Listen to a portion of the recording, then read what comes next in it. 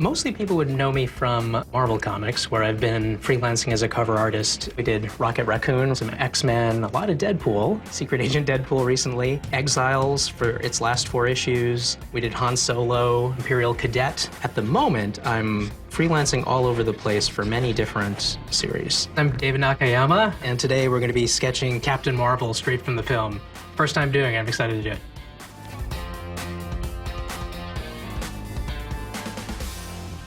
Got some of this queued up already, pencil and ink, but my process goes fully to color, which is what all this stuff is over here. And instead of inking it fully, one thing I like to do is start coloring it first, because then I don't have to redraw lines that get erased later on. I like working with a mix of Copics and Prismacolors. There's definitely a trend in the industry for people to be doing full Copic art these days, and I'm moving that way, but I learned how to do this with Prismas, so I haven't quite abandoned them yet, and I don't think I ever will, because they do a different thing than the Copics do. The Copics are more blendy. They work better with each other, melding their colors better, but if you want that sharp edge, the Prismas actually do that better. So I guess depending on the style you're looking for, you're gonna have to choose the right tool for the job. So when I start a color process, all I'm thinking about is the light and shadow scheme. Right now, I'm lighting her as if the light is above her, a little bit behind, and that'll leave a lit edge on the top. That was a peach, and you need a layer, maybe 3 layers, I would say, of different colors to get a good skin look. So the second one is going to be the Blonde Wood Prismacolor marker. This will gray date it halfway home. It'll start looking like skin at this point, but not fully real. We're gonna need another couple of colors to get there. A deep shadow, and then also sometimes you want a warm filler as well. This is Carol's signature star emblem. Gonna use the same color here. And that actually, it's a good policy to use the same colors throughout the image. It creates connective tissue that makes the overall image look cooler. And when we're drawing by hand like this, there is no white pen or white paint that's going to make this look good, so you have to kind of use your imagination about where's the lit area going to be and leave that white. So the little sheens in her hair, I'm trying to leave certain moments of white so that pops. I am a giant fan of these characters, and it's important to me to have them be very accurate. So especially if I'm doing something like the film outfit like we are today, that's really important to get that just right. People know when you faked it, so those little details really matter. Okay, now it's time for red, same deal. Shadows first. So this is like a brick red, still imagining the light is coming from the upper left down. Fans tell me that this one, this Gwenpool doing a selfie sort of thing is a crowd pleaser. That one gets brought to me a lot at shows for signatures. People seem to really enjoy that one. But equally, there's an X-Men 92 cover. There's a lot of love and nostalgia for the 90s team of X-Men that appeared on the Fox cartoon show. Those fans are quite rabid, and they will buy that cover or have it signed, or buy the print that I've made of it, and anything Deadpool. Well, there's one in particular where we did a series of mashups for 1 month. A bunch of artists at Marvel, we each did different characters, and the idea was that it would be Deadpool mashed up with another character in the Marvel universe, and by some lucky stroke, I got Captain America, which has to be the best mashup because they're so different. There's a lot of opportunities for comedy, and so my Captain Deadpool has him, you know, the suit's mixed up, of course, but what's more interesting is in the background, there's a combination of patriotic things like you'd expect for Captain America, like fighter jets, like stars and stripes, and this sort of thing. But on the Deadpool side, there are burritos and unicorns farting rainbows, because that's how classy he is.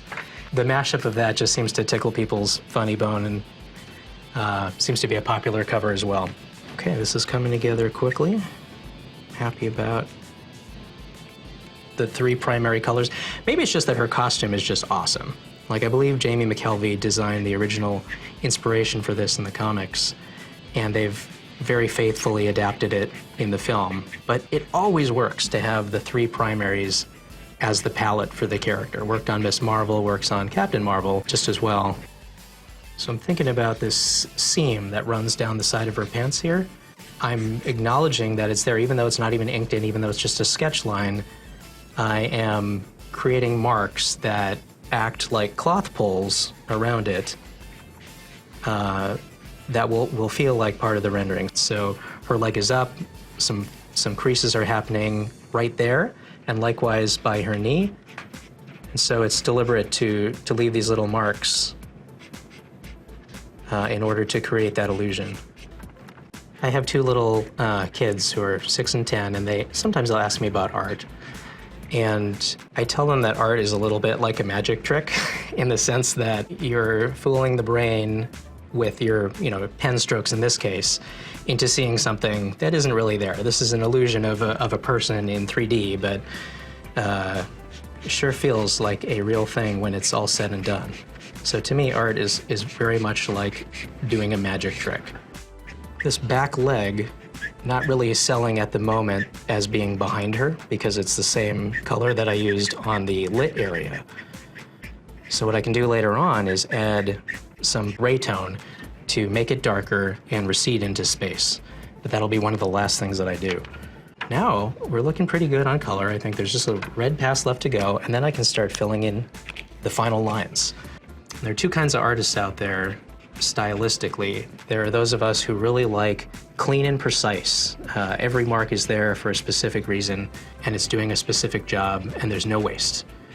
And there are other artists who love and embrace the painterliness, the randomness. Like if you throw a bunch of different pieces out there and you kind of let the mind put those different blips of color together, that can be successful too. And, it creates engagement in the viewer and makes the art more interesting in that way. So that can work too. I just happen to be in the school of super tight precision.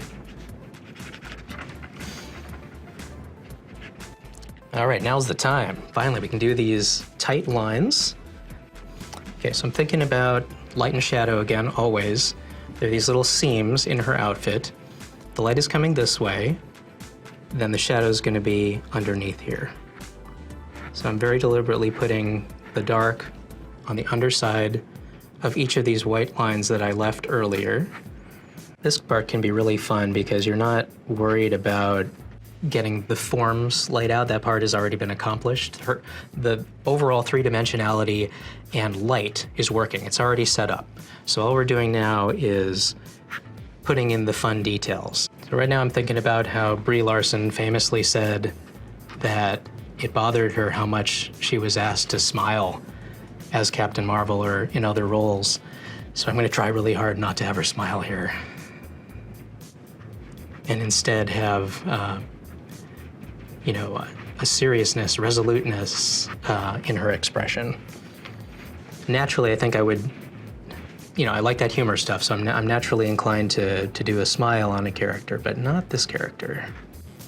So now on hair, I'm thinking about energy, and it's good if the lines here are looser and more random and feel like there's a little bit of hand motion in it. That's different from everything else in her costume, which is mechanically precise. So I want to make a distinction between these organic S-curves in her hair and everything else, which is very mechanical. And if you can get a nice contrast, it can be really cool.